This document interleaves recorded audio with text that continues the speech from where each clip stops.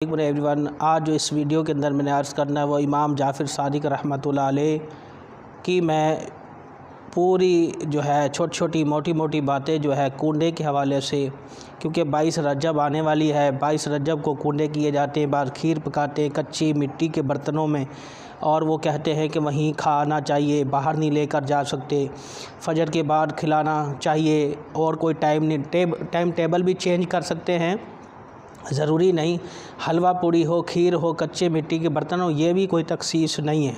اصل ہے ایصال ثواب، اس کی حقیقت ایصال ثواب ہے۔ جیسے صحابہ کرام کے دور میں ایک صحابی آیا، یا رسول اللہ صلی اللہ علیہ وسلم، میری والدہ کا انتقال ہو گیا ہے، اگر وہ زندہ ہوتی اور مجھ سے بات کرتی تو وہ صدقے کا کرتی، تو میں کون سا صدقہ کروں؟ تو حضور صلی اللہ علیہ وسلم نے اسے پانی کے بارے میں بتایا، تو سعد کے نام سے انہوں نے ایک کنواں لگوا دیا، تو انہوں نے صدقہ جاریہ کی نیت سے وہ کنواں جو تھا سعد کے نام سے رکھ لیا۔ اصل مقصود ہے ایصال ثواب کرنا، مٹی کے برتن میں کریں، پیتل کے برتن میں کریں، یا سلور کے برتن میں کریں، برتن کوئی بھی کیٹاگری کے ہوں، کوئی بھی میٹل کے ہو سکتے ہیں، اور یہ بھی ضروری نہیں فجر کے بعد، عصر کے بعد، فلاں دن فلاں تاریخ، یہ ضروری نہیں ہوتی ہے۔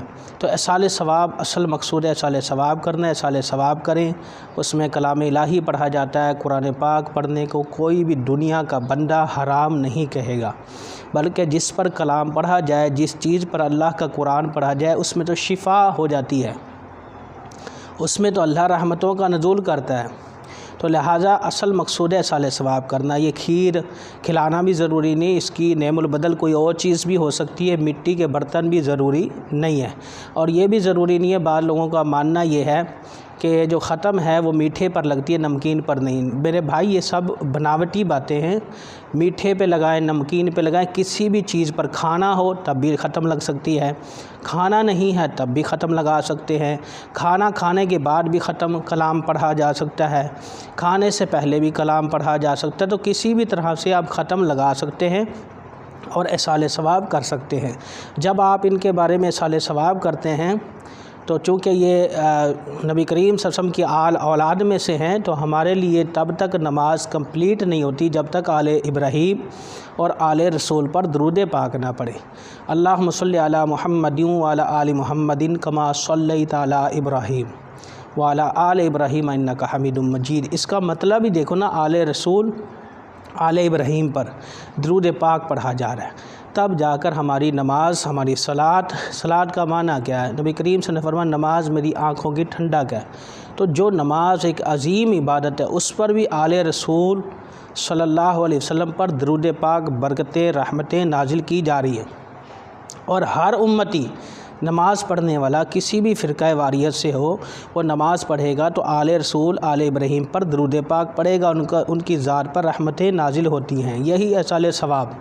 ایصال ثواب چونکہ وہ آل رسول صلی اللہ علیہ وسلم کی ذات مقدس سے ہیں اور سید زادے ہیں، اور آپ کی 15 شعبان کو جو ہے وہ شہادت پاک ہے، تو ہو ممکن ہو تو 15 شعبان کو کریں۔ اصل میں ہم نے ایصال ثواب کرنا ہے، اور یہ کچی مٹی کے برتن میں خاص نہیں، کسی بھی برتن میں، کسی بھی طرح سے میٹل میں آپ ختم دلوا سکتے ہیں۔ کھانا رکھ کے، کھانے کے بعد، کھانے سے پہلے، کسی بھی طرح سے، یہ بھی نہیں کہ فجر کے بعد لگائیں، کھیر پر لگائیں، کسی بھی چیز پر آپ ختم لگا کر، اصل مقصود ایصال ثواب کرنا ہے۔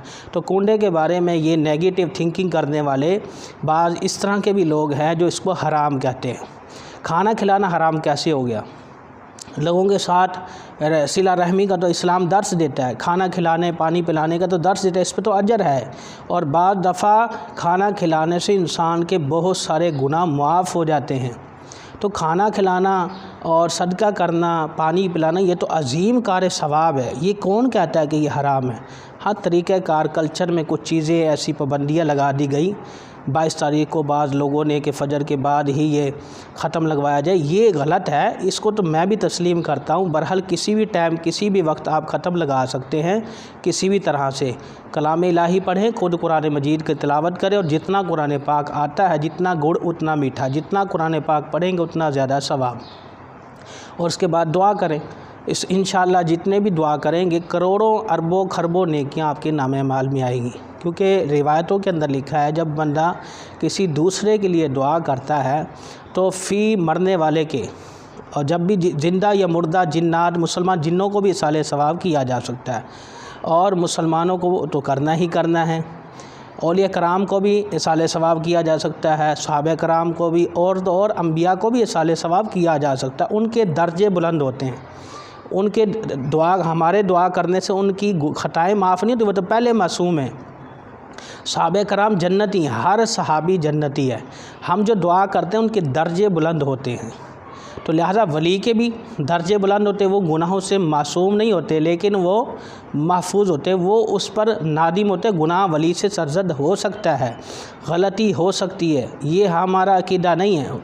صرف دو ہستیاں معصوم ہیں، فرشتے اور انبیاء، اس کے علاوہ کوئی بھی معصوم نہیں ہے، خطا کا پتلا ہے۔